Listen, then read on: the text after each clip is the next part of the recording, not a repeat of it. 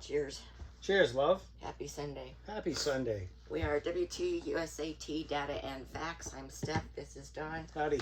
We have an agenda today. We do. Talk about the Academy Pay, USAT Financials. Dawn did all the analysis. It's been posted on our private Facebook page, AAU-USAT Data and Facts. USAT CEO, COO Coach Pay. AAC questions, which is what the athletes Advisory Council. And then I don't know what the USAT AAU MOU. Yeah, that's what it is. What's MOU? Memorandum of Understanding came out today. I hate acronyms. Terrence, Jennings, and the AAU suspension. Yeah, we're going to talk about that. So, you want to get started with the Academy? Let's do it. We're going to cover some of these things pretty quickly. But I want to spend some time on, these are all recent posts, so it's all related to that since the last podcast where we talked about, scoring during 2025 on the 3 different PSS systems. Anyway, so the athlete stipend criteria that USAT has an agreement with the Olympic Committee on, they have that annually. They posted it, so we've got it, which is, pretty nice that they posted it in early January when it came in effect, as opposed to like May or June or some other time. So good on you, USAT. Thanks for posting that. And so we got the criteria. Yeah, it's not like AAU that doesn't ever post anything. Oh, no, AAU is extremely secretive. And there's no public transparency on any of their data. And they don't really have bylaws. We'll get into that later. Yeah. So anyway, let's talk about the key USAT Academy athletes who are not the same as the national team and what they're going to get paid this year. So, as it turns out, they changed the criteria to benefit their top 3 athletes. And so the top 3 athletes are, in terms of regular performance, and there's others that are really close by, are CJ Nicholas, Faith Dillon, Christina Ticha. So they're all going to qualify for what's called a Tier 2 monthly stipend of $1,750 a month because they won 2 or more Grand Prix Challenge medals last year. Originally, and last year in 2025, the criteria was 2 golds, but because Christina only won 1 gold and a bronze, and Faith won 2 bronze, they did, the athletes weren't too excited about that. They didn't think that was great. And so USAT buckled and revised the criteria. In fact, they had to post this twice because the first time they posted it was just the gold medals. But then they changed it to any medal. And so CJ, Christina, Faith, they'll get $1,750 a month all year because they got 2 medals last year. They can increase that rate of pay based on some other criteria that you can see on what I posted, including if they win a gold at one of this year's Grand Prix, or medals, or even quarterfinals. We also have 2 bronze medalists from World Championships, John Healy and Mako Rodriguez, and they will be getting $2,500 a month. So they're the highest paid Academy athletes. Who? Jonathan Healy. Jonathan Healy and Mako Rodriguez. We had 2 medalists at the Under 21 World Championships. That was Victor Rodriguez and Isaiah Young. And they'll be getting $1,500 a month for 6 months. So they're going to be looking to get an increase. Let's see. Some other things that are bonuses for this year coming up that every athlete might be interested in. If you win a gold at the Pan Am Championships in May this year, make the Pan Am team, go win a gold medal, you'll get a check for $2,500. One-time check, $2,500. The President's Cup in June. G3. Gold medalist gets $1,000. Hey, that's brand new. Good for you. And this year, the U.S. Open coming up in early March. Oh, they get money too for you? Yeah, U.S. Open gold medalist, $500. It's a G2, yeah. It's harder than winning a Pan Am gold, so I don't know why it's less money. But anyway, this year we'll be seeing what's happening because, there's all kinds of G1, G2, especially G2 events at the same time as the U.S. Open. Yeah. Canada Open's a week before, but it's close by in Calgary. But, there's Fujairah in early February, and there's other events too that are going on, the German Open and a bunch of European events. So it's unclear how many international people are coming. Plus, all the international people are all aflutter about Greenland oh my God, don't take Greenland from Denmark. But anyway, that's an aside. That's sort of a political thing, but it might affect U.S. Open participation. It just cracks me up how people all of a sudden become an expert when it's anti-Trump. It's just money. Their TDS. It's just money. And this strategic location of Greenland is very detrimental for our national security. Yeah, we want USA Taekwondo protected. Yeah. And even AAU, but mostly USA Taekwondo. We want them protected with the Golden Dome over USAT. Yep. North Carolina and Colorado Springs, we want that Golden Dome. Let's protect all the athletes and the coaches. All right, so I think we've covered the pay. A couple things came up out of this. That $1,750 a month works out to $10.10 per hour. Yeah. For CJ, Faith, and Christina. And so rumor, it's not really rumor because David Teachout, Christina's father, has been all over the internet complaining about this. So the athletes are getting no money, and they're not getting money. However, they get a lot of tangible benefits. Travel costs, training costs, coaching costs. Medical. Other things. Medical, psychological, just the actual fitness facility itself. Yeah. Access and USAT is provided in their financials. So this will be a preview of what's in the financials. In 2023, the USAT spent around $400,000 per top academy athlete to send them to events all around the world, especially Christina Teachout, who got sent to Korea and even Senegal to chase the Grand Prix challenges. She won in Korea, not in Senegal. So they spent a ton of money sending her and Gareth and a med tech to those places. In addition to everywhere else they got sent, $400,000 at least for each of these top athletes, including coaching and all the other costs that go along with travel. So, and you can easily calculate that an ordinary athlete trying to do this stuff without top training and top coaching, you could easily be spending as a family $50,000 a year on this kind of travel point chasing. Easily $50,000 a year, especially after. Yeah, it's like a college degree. Yeah, it's like a college degree. Or a year. So in college. they're not getting paid much. $17.50 a month is $21,000 a year. That's not a lot of money. That's under Nevada's minimum wage, but over North Carolina's minimum wage. Way under Colorado's. Do they pay for their room and board? They do not. Okay. So that $17.50 needs to pay for your apartment and living expenses. That's not going to cover that. That's not going to cover that. So it does suck. The Academy last year also got paid. If you didn't get one of these U.S. Olympic Committee stipends, the USAT also had money that they were giving out to athletes, like $1,500 a month. That's how they recruited Maykal and Victor and Maya Mata. And also Sophia Osigura all of a sudden got some money instead of just getting nothing. So this year we're not sure what's happening, but maybe it's the same, maybe it's a little different. But we also know that 2 athletes have left the Academy. Yeah. Will Cunningham and Kalfani Harris. So good luck to them. Hope they aren't giving up on Taekwondo. And just put the Academy behind you, come back roaring, and win a bunch of medals. There you go. All right. That's it for athletes. USAT Financials just go really fast because people get bored. Their eyes just glaze over and go to sleep. Totally. So it was rumored. Talk about the juicy stuff. It was rumored, that USAT had a net cash balance of $800,000 at the end of 2024. Their financials for 2024 came out, and it's confirmed. This big green bar over here is their net cash position. It is $802,000. So they've got a big cash surplus, and the question is, what are they going to do about it? Or with it. Let's see. Let's talk about the CEO, COO, and coach pay. That's also in the 2024 financials. The CEO is getting $134,000 a year, almost $135,000.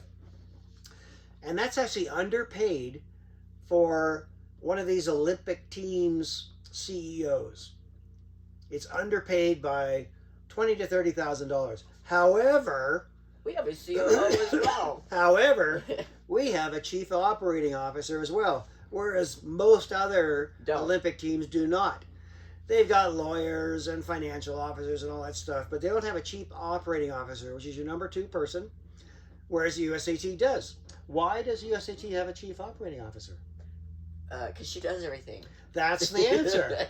Christine Simmons, not Steve McNally, runs everything from national and international events and member services. And that sounds like a lot. That's where most of the revenue comes from. Excuse me. So we're like, what the hell does Steve McNally do? He talks and writes press releases, I guess. Is he the pretty face of He's USAT? the pretty face of USAT. Well, I think Simmons is prettier, but... I think she is, and I don't know if we're biased or not, but we met Christine, and we'll see you again, Christine, soon at the U.S. Open. Yep. And looking forward to seeing everybody there. The coach. So anyway, you didn't finish that statement. So the chief operating officer does all that. The CEO is not. And so if you combine the two, that means that neither of them are really getting underpaid. Because the sum of the two of their salaries is actually more than a CEO normally gets. So that's how that's explained. Gareth Brown is getting $101,000 a year. Good for Gareth. Looking at other coaches in other sports, that could be slightly underpaid to a lot underpaid. For example, water polo, which is not that much bigger than USA Taekwondo. Water polo, their top coach, head coach, is the female team. She gets around $350,000 a year. And actually, it might be a man, I forget, but it's the women's team's coach. Yeah, it was the women's team's coach. I saw that. Right. The men's team coach gets around $260,000. Put those two together, that's over $600,000 a year for water polo. Water polo. Yeah. Okay. Way to go, Gareth. Looking forward to seeing you too. I think you're underpaid. Get a raise. Get a raise. Okay. We're plowing through this because we're going to get to the good stuff. The Athletes Advisory Council. I made a post about how come they're not putting out minutes. There are no minutes for 2025. They're basically just agenda items. So I've asked... It's to go through the motion and pretend like we had a meeting. Yeah. I've asked a bunch of questions and I have not received responses yet, although I expect to. So next one of these podcasts, we'll talk about responses and what it means, but it's very peculiar. Because they used to be very detailed, correct? They sure were. They were detailed and they talked about all kinds of things, including all their interactions related to athlete selection procedures and important things like that. New policies at USAT, questions from the board, helping out the board on a variety of committees. So there's none of that. We'll go over again what the athlete committee's job is. Yes, I have that right here. And which I think I do. If not, I will remember it. Okay. The primary mission of the Athletes Advisory Council is to advocate for athletes' well-being, their financial and sporting well-being. So it's to increase their pay, basically, and rewards for doing Taekwondo, as well as protecting their interests and safety and the policies that go into athlete selection, for example. And that's shown in the minutes in years past. However, this year, there was nothing. Absolutely nothing. There was a phone call on this date. And these are all public meeting minutes. Yeah. Anybody could go look this up. You can go to the USAT website and find this, which is what I did. There was a meeting on this date. These people attended the phone call. Those ones didn't. And this is what we supposedly talked about. End of meeting. Next meeting on this date. No content whatsoever. The content is important. I don't know how any athletes know they're being advocated for when there's no messaging and communication to the athletes. But we'll get into that. We'll get into that after there's a response. Okay, that's the boring stuff. Today, and over the last few days, it became clear that USAT, USA Taekwondo, and AAU Taekwondo have come to an agreement to collaborate, or to collude, whatever you want to call it, on doing certain things together. They put out an announcement where they said that basically they're going to attempt to not overlap nationals. Attempt. And that's a good thing. That's a good thing, but it wasn't like we're going to guarantee it. We're going to attempt. And then the other thing was that I remember the only tangible thing whatsoever, well, one of the only positive tangible thing is that the 2027 junior national gold medalists will qualify to be the number eight seed at USA Taekwondo's team trials for juniors. Whoopee.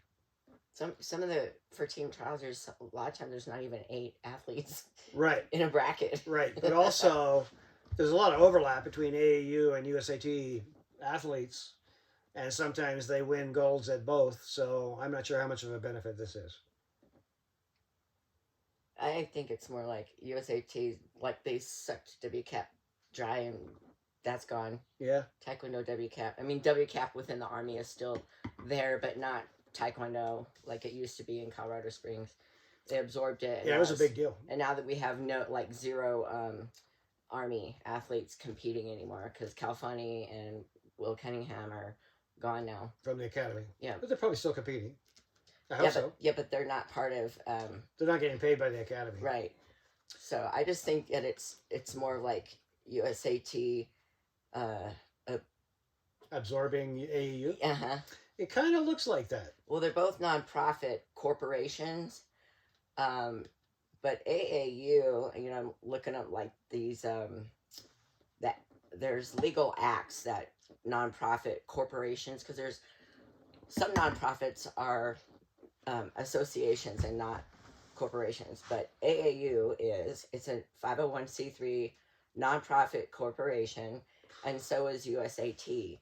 And there are certain acts from like 1986 that they have to abide by, like they both have, every corporation has policy, but policies are not laws. They usually apply to employees. Right. Okay, policies apply to employees. So this kind of gets us to Terrence and the AAU suspension. Right. Want me to describe what happened there? Yeah. Okay. So... Well, we posted it and he posted it. Yeah. So in November, I think it was November 12th in 2025, there was an official memorandum of understanding between USA Taekwondo and AAU Taekwondo. And it was kind of peculiar in that there were like 8 items that they're, working towards. And normally your number one thing is that we're going to work towards mutual benefit things. We're going to try to succeed together. No. That was number 6. And so number 1 was basically, we're going to go out of our way in both organizations to censor naysayers. And I'm paraphrasing. If you talk bad about Fight Club, yeah, you will be kicked out. That's exactly what this is. Yeah. Don't talk about Taekwondo. Kind of like what's being done in Great Britain, except guess what? This isn't Great Britain. Yeah. We had the First Amendment. Right.